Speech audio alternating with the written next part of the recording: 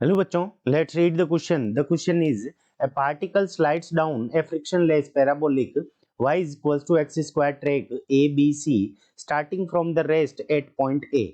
The point B is vertex of the parabola and point C is height less than the point of A.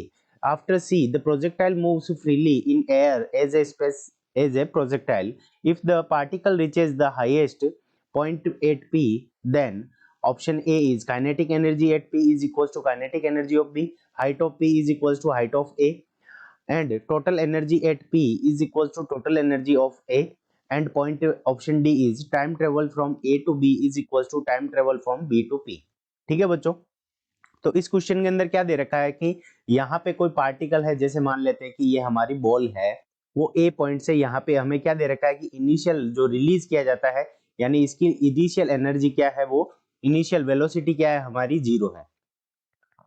ठीक है बच्चों, अब देखो जब particle यहां से लेकर यहां तक ऐसे ट्रेवल करेगा तो इसके ऊपर कौन सा फोर्स लगेगा, तो केवल और केवल ग्रेविटी का फोर्स लगेगा. ठीक है बच्चों, ग्रेविटी का फोर्स लगेगा. अब ग्रेविटी का फोर्स लगेगा और ग्रेविटी का फोर्स हमारा क्या होता है बच्चों, कंजर्व्ड रहता है. ग्रेविटी का फोर्स क्या रहता है, कंजर्व्ड रहता है. ठीक है बच्चों, तो इसका मतलब क्या हो जाएगा कि इसकी जो टोटल एनर्जी होगी वो हमेशा क्या रहेगी, कंजर्व्ड रहेगी. ठीक है बच्चों, टोटल एनर्जी हमारी क्या रहेगी, कंजर्व्ड रहेगी.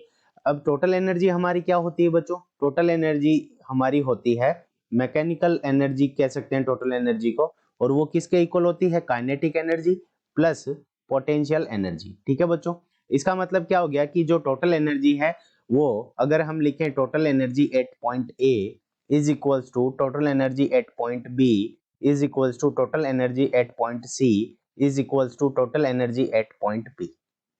ये चारों ही पॉइंट के ऊपर हमारी क्या रहेगी, टोटल एनर्जी हमेशा इक्वल रहेगी, क्योंकि केवल और केवल ग्रेविटी का फोर्स रहेगा, और ग्रेविटी का फोर्स क्या है, कंजर्व्ड फोर्स है. तो हमारी जो टोटल एनर्जी रहेगी, मैकेनिकल एनर्जी ग्रेविटी के कारण, potential energy plus kinetic energy, ये हमारी क्या रहेगी, इक्वल रहेगी. ठीक है बच्चों, क्योंकि इसके अलावा कोई भी एक्सटर्नल फोर्स नहीं लग रहा है. ठीक है, तो इससे हमारा कौन सा ऑप्शन करेक्ट हो जाता है, तो total energy at point P is equal to total energy at point A. So ये पॉइंट ऑप्शन सी हमारा करेक्ट हो गया. अब बात करते हैं ऑप्शन ए की. ठीक है बच्चों, अब देखो हमें क्या दे रखा है, kinetic energy at point P is equal to kinetic energy at point B. ठीक है बच्चों, तो यहाँ पे देखो ए की जो हाइट है वो हम मान लेते हैं h1, बी की हाइट तो 0 होगी. ठीक है, और यहाँ पे इसकी जो हाइट हम मान लेते हैं h2 है, और यहाँ पे p पॉइंट पे जो हम हाइट मान लेते हैं वो हमारी कितनी होगी बच्चों, p पॉइंट पे हमारी हाइट मान लेते हैं कि h3 है. अब हमें क्वेश्चन के अंदर गिवन है कि देखो आफ्टर c एंड हमें दे रखा कि at point C the height is less than that of point A, यानी जो हमारी जो हाइट है, ठीक है, h1 जो हाइट है वो किससे है, h2 से ज्यादा दे रखी है हमें. ठीक है बच्चों, ये हमें गिवन है क्वेश्चन के अंदर. यानी क्या हो गया इसका मतलब, यहाँ पे जो वेलोसिटी होगी, यहाँ पे देखो इसकी वेलोसिटी इनिशियल वेलोसिटी 0 है, तो यहाँ पे जो टोटल एनर्जी है वो किसके बराबर है, mgh1. m इसका पार्टिकल का मास, g ग्रेविटेशनल एक्सेलरेशन, और h1 इसकी क्या है, हाइट है. तो mgh1 यहाँ पे क्या होगी, इसके पास में टोटल एनर्जी होगी a पॉइंट पे. अब b पॉइंट पे हाइट क्या है, 0 है. ठीक है बच्चों, अब b पॉइंट पे जो पोटेंशियल एनर्जी होगी, सॉरी पोटेंशियल एनर्जी हमारी क्या है b पॉइंट पे, यहाँ पे b पॉइंट पे देखते हैं तो b पॉइंट पे पोटेंशियल एनर्जी क्या है, 0 है, क्योंकि ये ग्राउंड के ऊपर है. तो इसके पास में जो एनर्जी होगी वो पूरी की पूरी कौन सी होगी, काइनेटिक एनर्जी होगी. तो kinetic energy at point B is equals to कितनी होगी हमारी, एम जी एच वन, क्योंकि यहाँ पे ए पॉइंट पे जो टोटल एनर्जी है वो बी पॉइंट के इक्वल होनी चाहिए. ठीक है बच्चों, तो यहाँ पे बी पॉइंट पे हमारी जो पोटेंशियल एनर्जी होगी वो हमारी कितनी हो जाएगी, एम जी एच वन.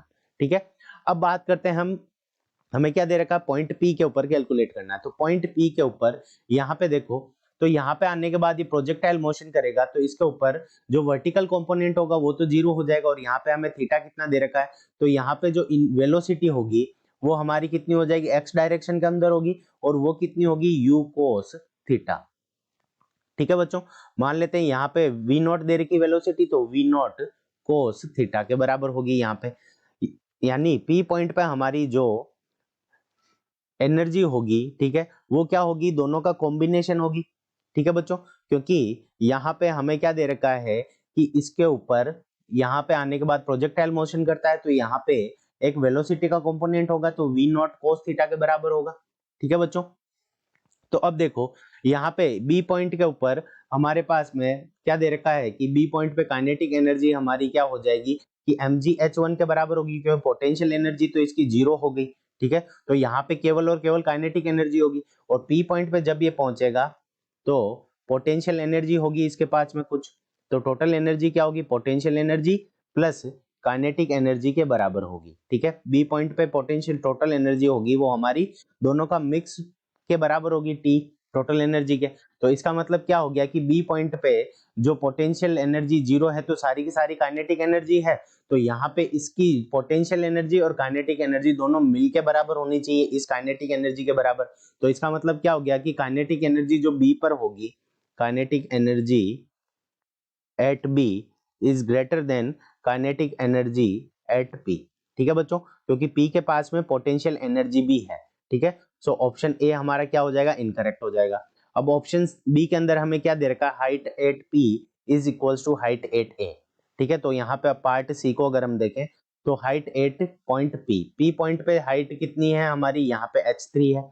अब यहाँ पे इसके पास में क्या है, पी पॉइंट के ऊपर काइनेटिक एनर्जी भी है, क्योंकि ux इसका है, वर्टिकल कंपोनेंट तो जीरो हो गया पर horizontal component v not cos theta है, तो इसके साथ पास में कुछ ना कुछ काइनेटिक एनर्जी भी है, और हाइट है तो क्या है कि पोटेंशियल एनर्जी भी है।